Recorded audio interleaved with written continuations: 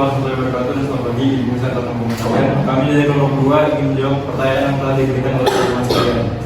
Baik, untuk pertanyaan yang diberikan dalam kelompok 1 akan saya jawab. Di sini pertanyaannya adalah pada masa kini di mana sedang pesatnya perkembangan teknologi, apakah dengan adanya perkembangan tersebut nilai gotong royong akan rusak atau bahkan hilang karena tergantikan dengan kecanggihan teknologi masa sekarang? Baik, jadi teknologi dan juga gotong royong itu tuh tidak memiliki keterkaitan. Jadi di mana nilai dari gotong royong itu tuh dia seperti kerjasama, solidaritas, dan juga kepedulian sosial. Justru malahan gotong royong itu membantu orang-orang untuk bisa lebih menjangkau lebih banyak lagi ruang lingkup untuk melihat di mana sih posisi orang-orang yang sedang membutuhkan bantuan. Disitu kita bisa membantu seperti adanya dengan Pandawara seperti itu. Baik, yang kedua saya akan menjawab pertanyaan dari saya, yaitu mengapa gotong royong dianggap penting dalam catatan sejarah Indonesia dan bagaimana semangat ini tercermin dalam istilah sebagai ideologi bangsa. Nah, jadi gotong royong itu penting karena dia mencerminkan sifat solidaritas, persatuan, serta kebersamaan. Dan ini juga mencerminkan dari sila ide yang berbunyi persatuan Indonesia dan sila kelima keadilan sosial bagi seluruh Indonesia. Dan ini yang membentuk semangat para pejuang di generasi selanjutnya maupun meneruskan di zaman-zaman yang akan. Selanjutnya adalah dari kelompok 7, apa tantangan yang dihadapi masyarakat dalam mempertahankan nilai gotong royong di era modern ini? Bagaimana cara mengatasinya? Jadi menurut saya itu adalah di suatu wilayah itu terbagi dua rakyat.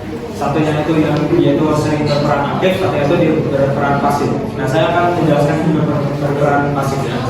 Nah, berperan pasifnya ini lebih tepatnya itu dia itu sering di rumah-rumah. Nah, ini dibagi dua lagi, yang sering di rumah tapi dia ingin bekerja sama dan tidak ingin bekerja sama. Biasanya adalah yang tidak ingin bekerja sama. Biasanya orang-orang yang tidak mau diajak bekerja sama ini biasanya itu dia tidak percaya sama lingkungannya, dia itu suka sendiri dan sebagainya. Nah, lalu untuk cara mengatasinya, ini pengalaman saya di ada saya itu, kalau misalnya ada kegiatan kayak gotong royong itu diinformasikan lewat WA. Kalau nggak bisa lewat WA, info WA. Kalau nggak bisa WA, dibikin semacam surat gitu, disebarkan di internet tersebut. Dan juga kalau misalnya tetap tidak diberi sama saya, tidak dibalas sama sekali, Pak RT ini lebih ngejapri ke orang itu, kenapa ada masalahnya gitu. Tapi kalau misalnya tetap tidak mau dibalas, ya tergantung individu itu juga.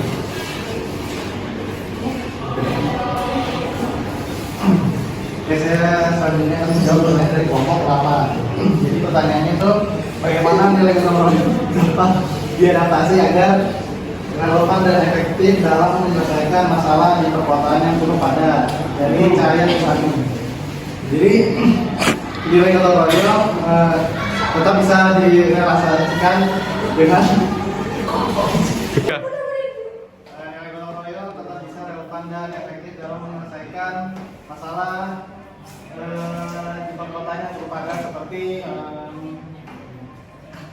digital gotong royong ini menggunakan platform media sosial seperti membuat grup WhatsApp, media sosial seperti IG, YouTube, terus itu aplikasi. Selanjutnya kelompok 8 yaitu bagaimana nilai gotong royong dapat diadaptasi agar relevan dan efektif dalam menyelesaikan masalah di perkotaan yang cukup padat. Nilai gotong royong tetap bisa relevan dan efektif dalam menyelesaikan masalah di perkotaan. Seperti yang pertama yaitu digital gotong royong, menggunakan platform media sosial seperti grup WhatsApp, IG, Instagram, atau media sosial lainnya. Terus yang kedua ada kolaborasi dengan pihak terkait seperti RT atau RW atau pemerintah daerah untuk bisa menyongsong gotong royong ini. Oke, baik, mungkin ini saja yang dapat saya sampaikan dari pertanyaan-pertanyaan yang sudah saya jawab. Bila ada salah kata dan perbuatan mengganggu, assalamualaikum warahmatullahi wabarakatuh.